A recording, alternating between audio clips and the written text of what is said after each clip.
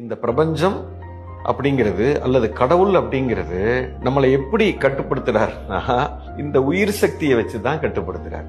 எவனோ ஒருத்தன் தப்பு பண்ணியிருக்கான், உங்களுக்கு கோபம் வருது, கோபம் வந்து அடுத்த செகண்ட் உள்ள சுகமா இருக்கா, பத்தி எரியுதா, பத்தி எரியுது.